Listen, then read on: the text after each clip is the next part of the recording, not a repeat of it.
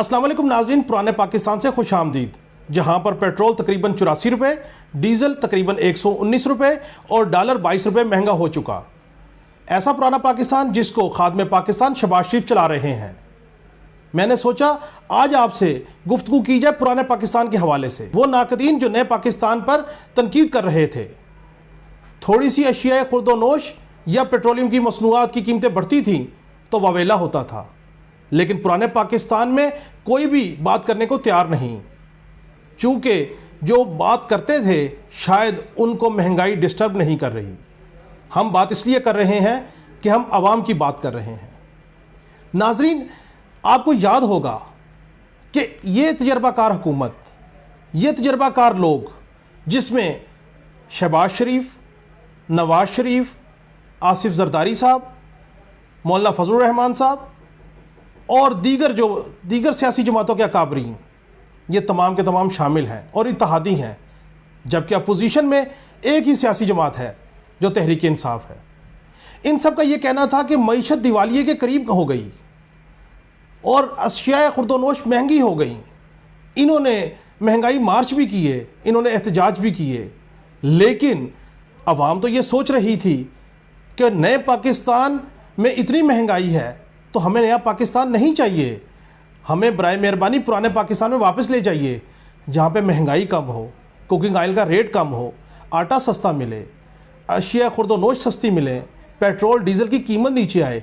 لیکن یہ کیا ہوا کہ یہ تمام تجربہ کار سیاستدان، یہ تجربہ کار حکومت جو کہ خادم پاکستان کو وزیر اعظم بنایا اور خادم پاکستان ملک کے معاشی معاملات کو اور دیگر معاملات کو چلا رہے ہیں، تمام سیاسی جماعتیں آن بورڈ ہیں، اور حیران کن بات ہے کہ اس تمام سرکل میں جو پیٹرول ہے وہ 233 روپے کچھ پیسے ہو گیا، ڈیزل 263 روپے کچھ پیسے ہو گیا، ڈالر 207 سے نیچے نہیں آ رہا، اور ہماری یہ کوشش ہے کہ ہم کچھ ایسا کر جائیں، تمام سبسڈیز ختم کر دیں، اپنے ہاتھ پاؤں کٹوا دیں تاکہ IMF ہمیں قرضہ دے دے۔ مجھے آج وہ الفاظ یاد آتے ہیں چودھری سرور صاحب کے کہ عدم اعتماد ہونے سے 6 ماہ قبل جب وہ بیرون ملک دوروں پہ تھے تو وہاں پر انہوں نے کہا کہ IMF ہمیں 6 ارب ڈالر دینے کو تیار ہے، جس میں سالانہ 2 ارب ڈالر ہیں، لیکن اس کے بدلے میں وہ ہم سے اپنا سب کچھ لکھوا لے گا۔ تو دیکھیے آج یہ کیا ہو رہا ہے، عوام کدھر جائے، سفید پوش طبقہ کدھر جائے۔ آپ نے تنخواہوں کو بڑھایا سرکاری ملازمین کے لیے، لیکن اس کے بعد جو ہوش ربا قیمتوں میں اضافہ کیا، اس کا امپیکٹ کیا ہوگا۔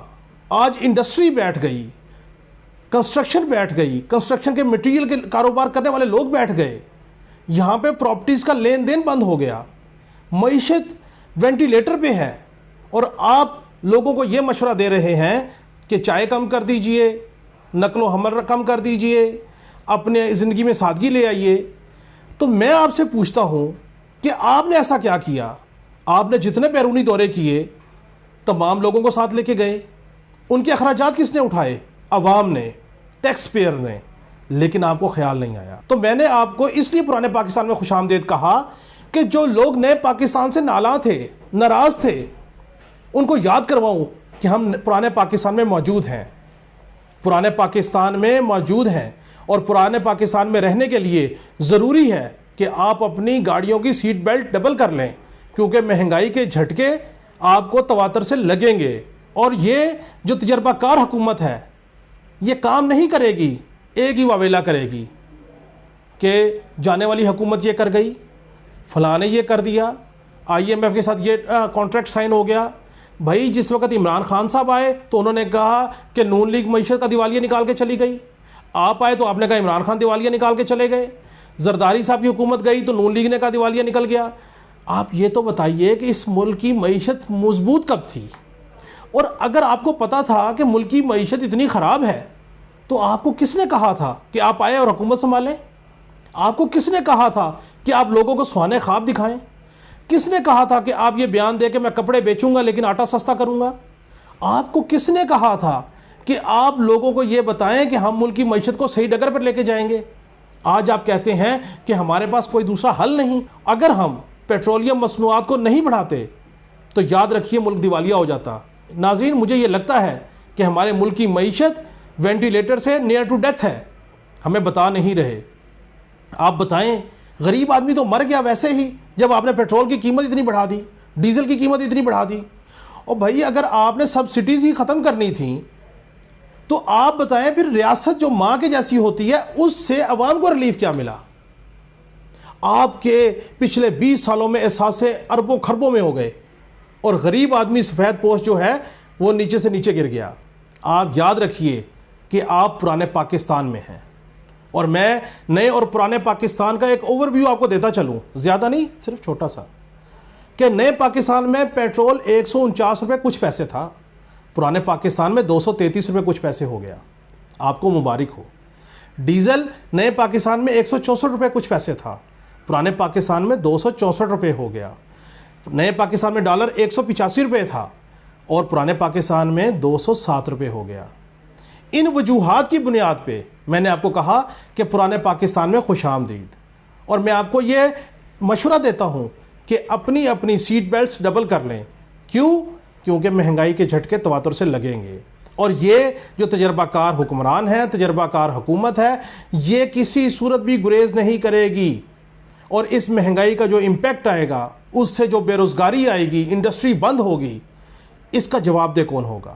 اس لیے یہ سوچئے، اس ملک کی معیشت کے لیے میثاق معیشت اشد ضروری ہے، اور میثاق معیشت اسی وقت ہوگا جس وقت یہ تمام سیاسی جماعتیں اور مقتدر حلقے اکٹھے ایک ٹیبل پہ بیٹھیں گے اور 10 سے 15 سال کا ایک معاشی پلان ڈیزائن کریں گے، اور جس میں نظر آئے اگر غریب عوام قربانی دے رہا ہے تو پھر یہ حکمران بھی قربانی دے رہے ہیں۔ ایسا نہیں کہ غریب عوام 2 وقت کی روٹی کو ترسے اور یہ امیر لوگ جو ہیں یہ لاکھوں روپے ایک وقت کے ڈنر پہ اڑا دیں، یہ ایک دوسرے کو راضی کرنے کے لیے ان کو پورٹ فولیو تقسیم کرتے رہیں، وزراء کی تعداد بڑھاتے رہیں۔ ایسا نہیں ہوگا، ایسا نہ ہو کہ عوام خود سڑکوں پہ آ جائے، اور اس کے کنٹرول کے لیے پھر کوئی ادارہ، کوئی سیاستدان، کوئی حلقہ کنٹرول نہ کر سکے۔ ناظرین، یہ تھا پرانے پاکستان کا احوال۔ نئے موضوع اور نئے پروگرام کے ساتھ پھر کسی دن ملاقات ہوگی، اس وقت تک کے لیے اللہ نگہبان۔